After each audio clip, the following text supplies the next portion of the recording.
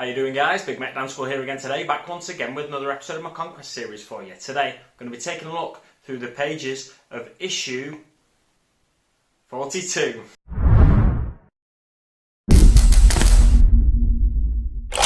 So first off, what do we get with issue 42? Well, we get the second half of the Plagueburst Crawler kit, and we get to complete it in this issue, which is fantastic. We've got all we need now to build the thing.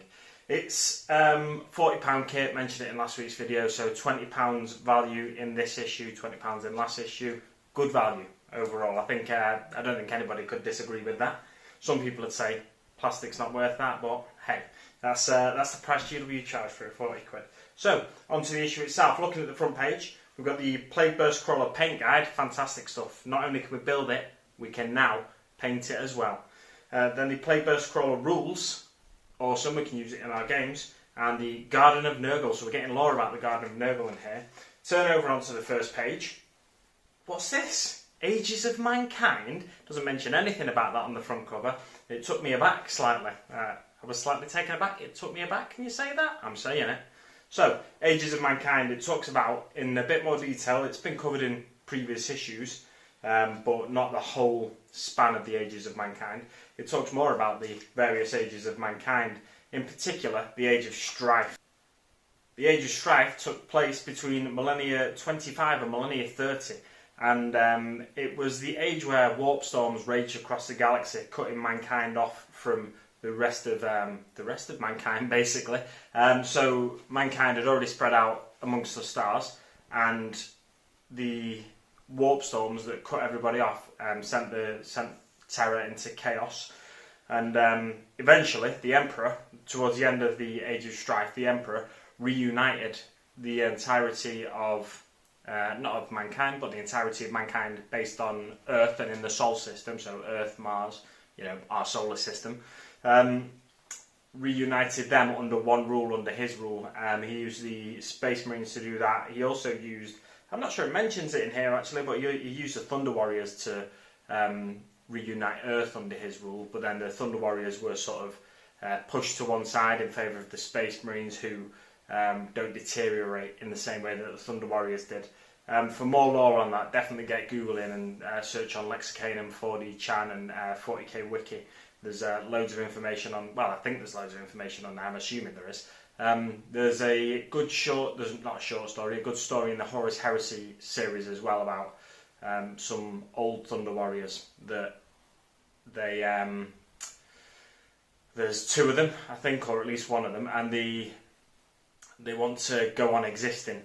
Somehow they've still managed to survive after the Unification Wars, after the Space Marines have gone out across the galaxy on the Great Crusade, and the book is called The Outcast Dead. So on to the next page, we've got the Eye of Terror. So the Eye of Terror talks a little bit about the, this is the domains section. So again, I mentioned it in last week's issue, I know. The 40k Histories 8 is where the Age of Mankind is featured, and then 40k Domains 2 is where the Eye of Terror lore is featured, and it talks about how the Eye of Terror came into being, how it opened up when the Eldari, the Eldar race, they basically were all about excess and all about doing things to excess, in much the same way that the Drukhari or the Dark Eldar are in the 41st millennium. Before the Age of the Imperium, the Eye of Terror opened up because of the excesses that the Eldari were committing. So excess of narcotic taking, excess of pleasures, excess of pains, excess of all this sort of stuff. Eventually the Eye of Terror opened up as a result of all of their foolishness, shall we say. When the Eye of Terror opened, it was a bane of warp travel. It's hard to navigate anywhere near the Eye of Terror because it makes the Astronomicon, which is the beacon, psychic beacon sent from Earth, which enables the Imperium to navigate. It blots out the Astronomicon if you're near the Eye of Terror, and it distorts it, so it makes it hard for Imperial ships to navigate in that region. And then it goes on to talk about Domain of Evil on the following page, which is more about the worlds within the Eye of Terror and all sorts of stuff. And the Heretic Astartes, who after the Horus Heresy, any surviving legions of Heretic Astartes fled back into the Eye of Terror, or many of them, at least, if not all of them. And then Eternal War. The Eye of Terror seethes with continual warfare. It's a realm of war in its entirety. Chaos fights chaos, so Nurgle fights Khorne, fights Tzeentch, fights Slaanesh. All of the Heretic Astartes forces in there fight each other as well. Eldar try and do these raids into the former Eldar colony worlds, now known as Chrome worlds.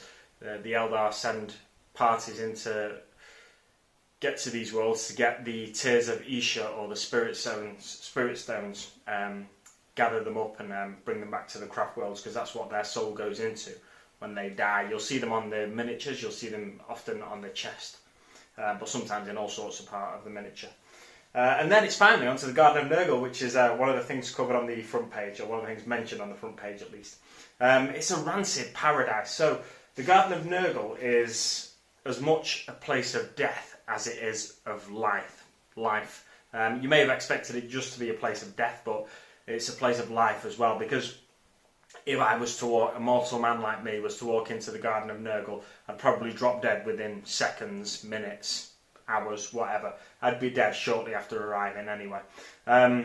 The Garden of Nurgle, yes, it's inhospitable to most mortal life forms like me, but there's other life in there. There's disease, there's rot, there's pestilence, there's all that sort of stuff that Nurgle loves. All that's thriving in there, and that's as much as I'll talk about really. There's a few other things that it mentions in here. There's a group of prisoners that Nurgle, the god Nurgle, holds captive in the Garden of Nurgle, and he allows them to try and escape.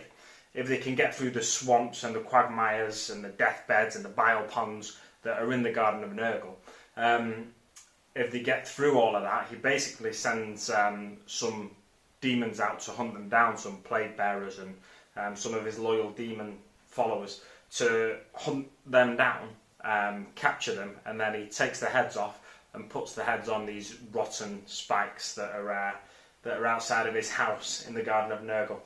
So it's it shows that he's a playful god. He's playful, yes, but he'll take the head of anyone that tries to escape his what he sees as gifts and stuff. Nurgle, the god Nurgle, sees his disease that he gives people as gifts, and he takes great joy in handing out these gifts. He's very much like a rotten Father Christmas. On the next page, we've got 40k Battles 20, Ground to Dust. So this is a short story detailing the trials and tribulations of the Death Guard facing off against the Mechanicum, and it leads nicely into the gaming section at the back. It's like a short story for that game. Well, I say it leads nicely into it. It doesn't. It does, in that it's Death Guard against Mechanicum, and the location for the battle in this week's mission is a Mechanicum city, but it's not the actual forces on Kavon. So the location is Fortified Factorum, Castellum Ferris. The Death Guard forces are Lord Astrophus Phage. Wow, that's hard to say. Plague Marines, Poxwalkers, Plague Crawlers. The Adeptus Mechanicus forces are Tech Priests, Skitarii, and War Machines. And it goes on to talk about how the defenders fought valiantly and ultimately failed to overcome the attackers. The attackers had Plagueburst Crawlers, which handle it as the model will be complete in this issue. Turning the page again, we've got the How to Paint Plagueburst Crawler. We're using 1, 2, 3, 4, 5, 6, 7, 8, 9, 10, 11 paints. 11 paints. So that's, you'd have thought, going to give us a decent sort of look. There's 5 base colours, 4 shades and 2 layer paints in use. So it's as usual, it takes you through it stage by stage, getting your bases down onto your shades, and then it talks about highlights, areas you want to paint in Liberator Gold, or the metallic areas, flicking through, coming to this final page. I've got to say, This is probably, in my opinion, probably the best painted miniature we've seen so far, just with the paints we've got. It's really interesting that to me is so close to completion, and yet it's one of the bigger models it is the biggest model we've had, I think, isn't it? Either that or the Rhino, arguably the Redemptor Dreadnought, but it's one of the biggest models we've got, and for me it's one of the best painted, even just using this stage. Interestingly, one thing to note is it gets us to dry brush using the Stormhost Silver, which is great, until we get to the back page, and then I'll go back to the painting guide then. I'll refer back to it at the very least. But yeah, like I said, it's a really, really nicely painted model. I'd be more than happy to take that to a gaming event, a shop, or a tournament in general. It's just it's a really nicely painted model. I don't think you can disagree with that, really. It's hard to disagree with that, in my opinion, anyway. On to the rules mission. So, Battle for Caelon. This sets the scene in a little more detail of the location of Caelon and how it's a thriving Mechanicus outpost. So often the Mechanicum are based on Forge Worlds, but in this instance they have a settlement on just a general Imperium world. It's not a Forge World. Another campaign mission, so however many you play the mission over and over again, whoever gets the most victories wins the campaign. Caelon must fall. Plagueburst Crawlers rumble towards Caelon city limits, their ram blades shunting rubble and grime aside. Plague Marines trudge and Poxwalkers shamble behind slow-moving demon engines in eerie silence. A little bit to set the scene there. There's a transmission coming through from Lord Felthius, so. Smash their pitiful defences, grind their bones into the filth. Let no man stand before us.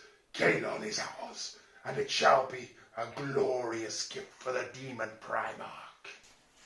So, over the page, onto the map section. Siege of the city. You may notice, behind me, we're using both battle mats. So the battle area we're playing on, is getting bigger. We're putting them side by side.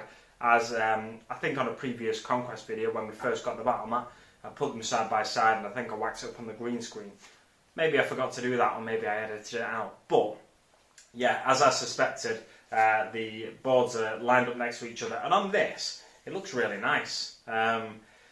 It's slightly the colours desaturated on it or something, which kind of helps them match up a little bit better. But it's a little bit jarring, I'd say, a little bit more jarring than that's suggesting. But it's still, at least the roads line up and the pavement lines up and everything like that. So the battlefield. This mission uses both of your mats as a battlefield, as I just said. Line up the road sections as shown here. Before deployment, the Space Marine player places 3 objective markers on the map, or on the mats rather. They must be 12 inches away from each other and 6 inches away from the mat edges and deployment zones. So the armies involved in this week's battle. The Plagueburst Crawler, handily, because that's the model we're just completing this issue. Mephitic Blight Hauler, so 2 vehicles for the Death Guard. 2 units of 3 Plague Marines, Lord Felthius, and 12 Poxwalkers. Interestingly then, that's not the biggest force we've seen deployed for the Death Guard. We've actually seen a great number of forces involved in I think it was in issue 39, we would have seen that. Perhaps the same number of units are deployed at the start, although it's 6 units I guess, because there's 2 units of 3 Plague Marines, so that's probably the most units we've seen deployed at the start. But in the overall game, don't forget we had reserves in that last game in issue 39, I think it was. We had reserves where it meant overall there was about 9 or 10 units deployed for each side. So there's 6 units on the Death Guard side and 5 units on the Space Marine side. You've got 3 Hellblasters, a Redemptor Dreadnought, 5 Intercessors, Primaris Captain and 3 Aggressors. Deployment wise, after placing objectives, the Space Marine player deploys their entire army in the zone shown on the map above. So the Space Marines are very much the defenders in this mission. The Death Guard player deploys their entire force in the zone shown on the map above. The Death Guard player takes the first turn. So as the attacking player, the Death Guard player takes first turn. It makes sense in my opinion that they're the ones moving forward, advancing on the Space Marine positions. Victory conditions: eliminate the enemy warlord, 1 victory point. Each objective held at the end of the game, 1 victory point. To hold an objective, you must have more models than the enemy within 3 inches of it at the end of the game. The game lasts 5 battle rounds, so there's not a lot of ways to score victory points there. It's the most units we've used it's the most units we've deployed in the first turn of the game. So it's just allowing us to get used to the bigger size of the battle map. It doesn't say anything about terrain, but what I'd do is deploy the terrain we got in issues 20 to 39. I'd deploy that, and then probably put the containers over the other side. But because it doesn't say anything, you don't have to use terrain. I think it's just kind of implied now that you can use whatever terrain you want. It's interesting that they don't mention it anymore. I feel like it could, they could just clarify it for you whether they want you to use terrain or not. On to the rules for the Plagueburst Crawler. The Plagueburst Crawler, here we go. It's got the movement is a star, which means we refer to a table related to the number of wounds it has remaining. It's also the ballistic skill and the strength that has a star.